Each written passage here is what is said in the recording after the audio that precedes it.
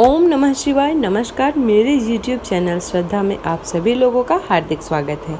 आइए जानते हैं आज इस वीडियो के माध्यम से पुराणों के नाम के बारे में। आइए जानते हैं आज इस वीडियो के माध्यम से ब्रह्म पुराण के बारे में। क्या आप जानते हैं कि ब्रह्म पुराण क्या है? ब्रह्म पुराण के रचयिता कौन है?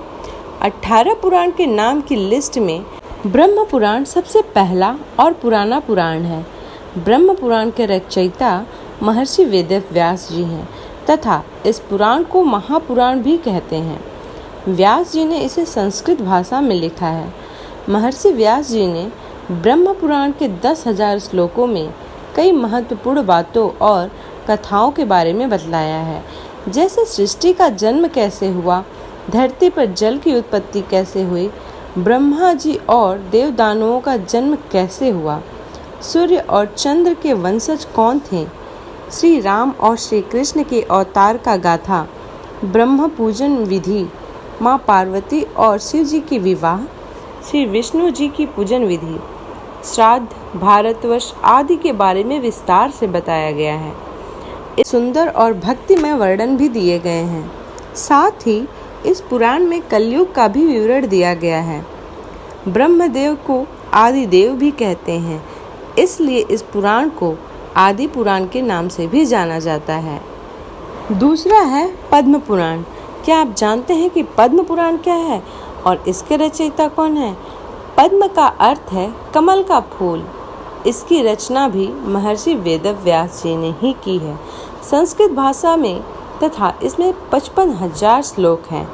इस पुराण में बताया गया है कि ब्रह्मदेव श्री नारायण जी की नाभि कमल से उत्पन्न हुए थे और उन्होंने ही सृष्टि की रचना की। इस पुराण के 5 खंडों में सृष्टि खंड, भूमि खंड, स्वर्ग खंड और पाताल खंड और उत्तर खंड में भगवान विष्णु की महिमा है, श्री कृष्ण और श्री राम की लीलाओं, पवित्र तीर्थों की महानता, तुलसी जी की महिमा, विभिन्न व्रतों के बारे में सुंदर और अद्भुत विवरण दिया गया है।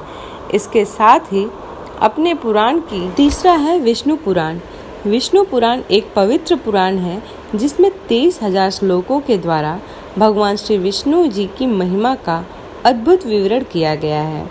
विष्णु पुराण के रचयिता पराशर ऋषि हैं। उन्होंने ये पुराण संस्कृत भाषा में लिखा है। इस पुराण में देवी देवताओं की उत्पत्ति, भक्त प्रहलाद की कथा, समुद्र मंथन, राजा ऋषियों और देव ऋषियों के चरित्र के बारे में तार्किक ढंग से बताया गया है। साथ ही इसमें श्री कृष्ण और राम कथा का भी उल्लेख है।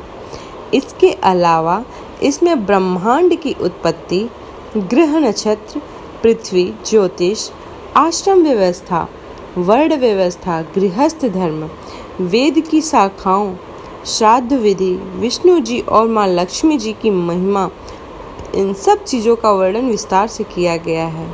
चौथा है वायु पुराण। वायु पुराण को शैव पुराण भी कहते हैं तथा इनके रचयिता हैं वेद व्यास जी।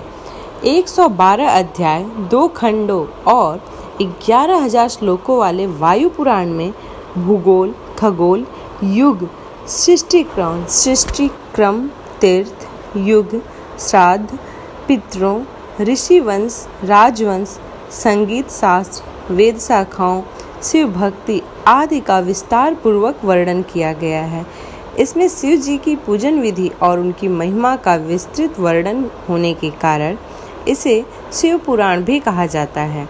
इस पुराण में भारत के बारे में लिखा गया है तथा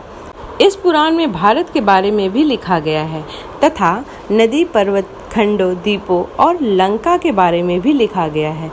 इसके अलावा इसमें वरुण वंश, चंद्र वंश आदि का भी सुंदर विवरण किया गया है। 5वां है भागवत पुराण।